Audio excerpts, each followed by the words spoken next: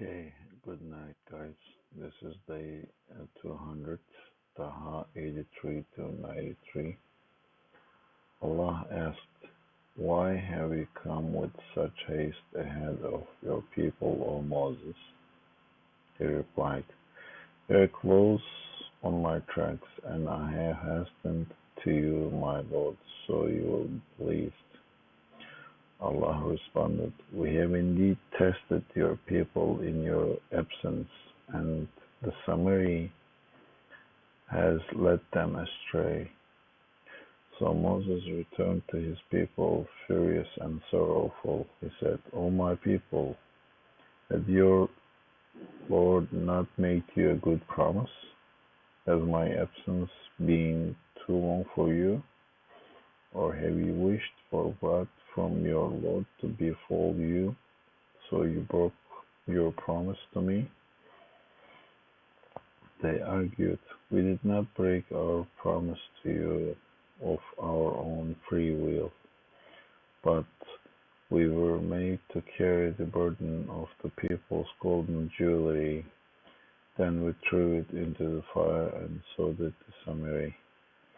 Then he molded for them an idol of a calf that made a lowing sound. They said, "This is your Lord and the God of Moses," but Moses forgot where it was. Did they not see that it did not respond to them, nor could it protect or benefit them? Harun had already warned them beforehand. "O my people, you are only being tested by this, for indeed your one true Lord is most compassionate. So follow me and obey my orders." They replied, "We will not cease to worship it until Moses returns to us." Moses scolded his brother, "O Harun, what prevented you, when you saw them going astray, from following after me? How could you disobey my orders?" Harun pleaded, "O son of my mother, do not seize me by my bread or the hair of my head.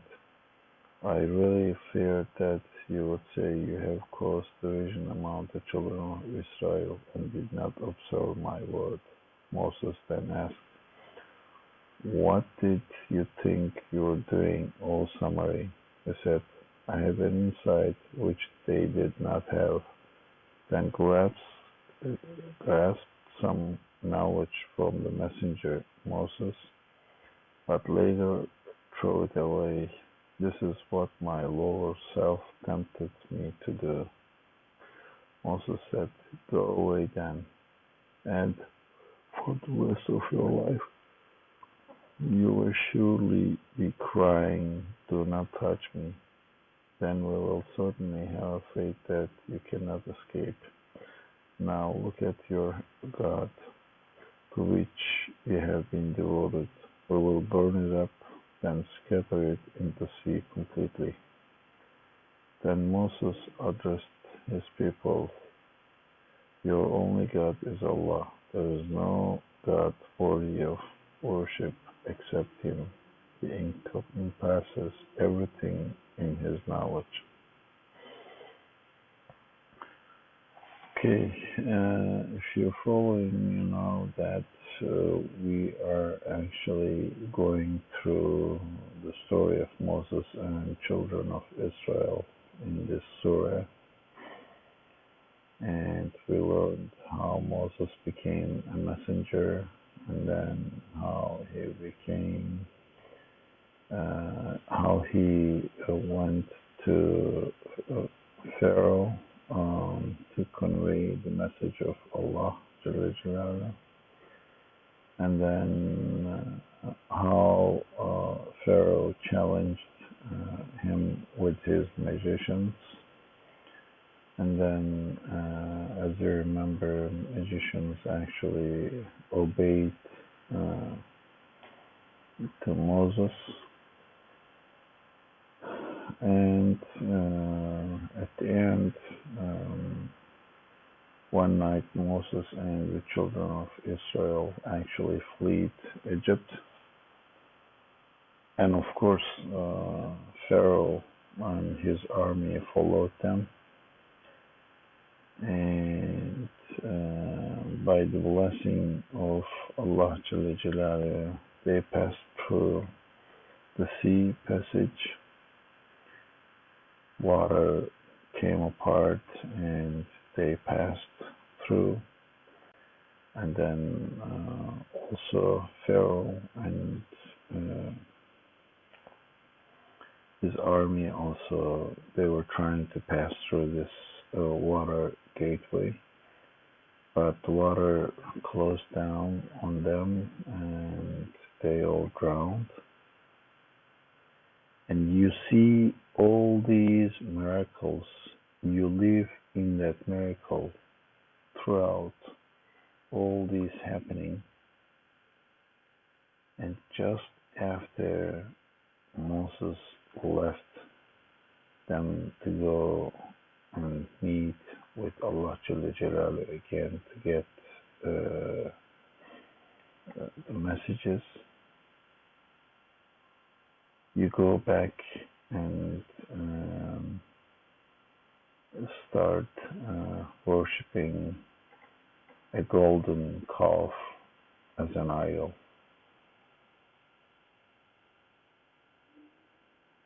This is so hard to understand. You have been through all these miracles, and the next day is you're doing what you're supposed to not to do. That this is extremely hard to understand. But I guess the point here is the children of Israel, they were living in Egypt as the slaves, and they see the Egyptians are worshipping the cows and animals and believing in many gods and crazy stuff like this.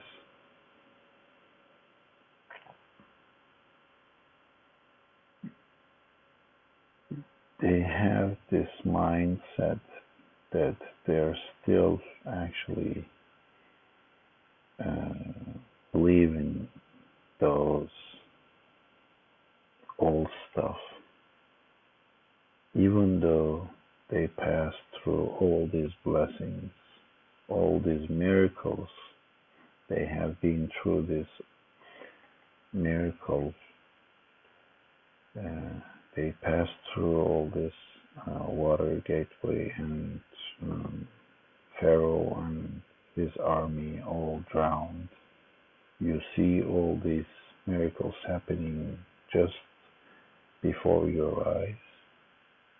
And the next day you go and pray to golden idol of calf. This is hard to explain logically.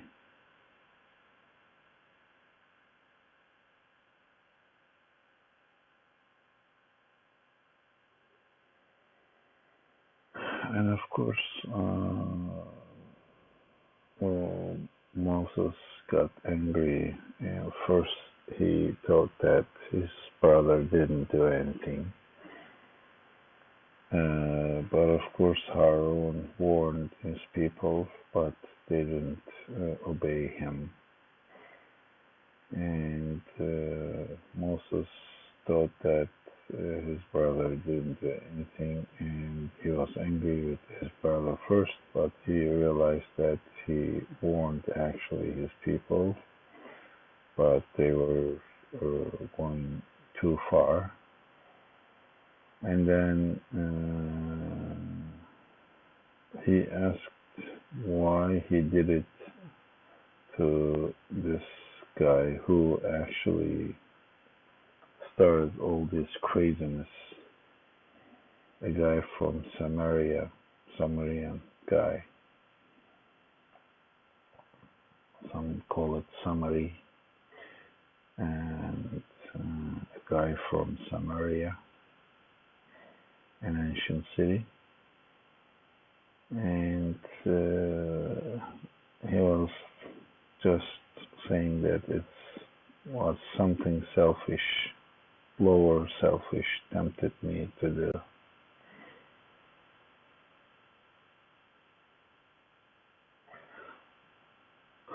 But at the end, Moses addressed his people and he said, Allah is the only God. There is no other God to worship other than Allah. He knows everything. He knows what you did. And yeah, this is crazy story.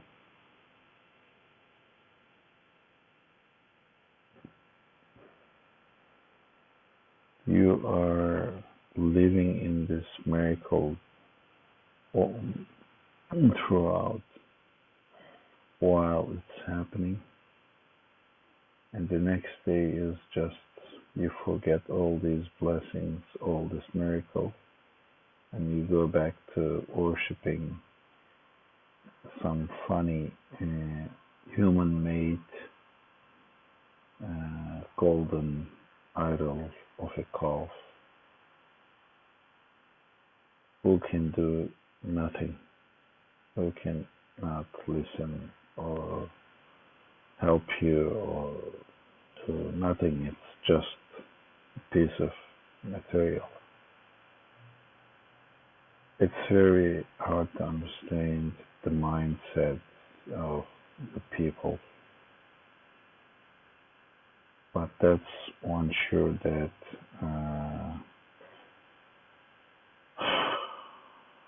whatever you learned or you see from your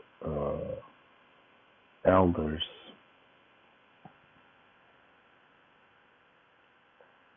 is so powerful in humans' mind. Although they have been through all these miracles, they cannot forget what they used to believe in back in Egypt.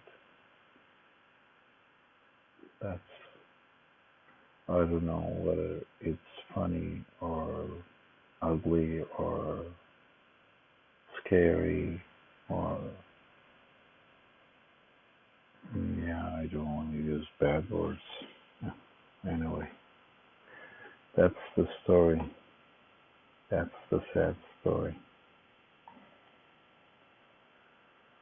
Of course, the children of Israel will be going through some other things. So this is the start, actually. This is the start after they have been through this miracle of passing the sea. But most probably we will learn some other details in the following days. Now,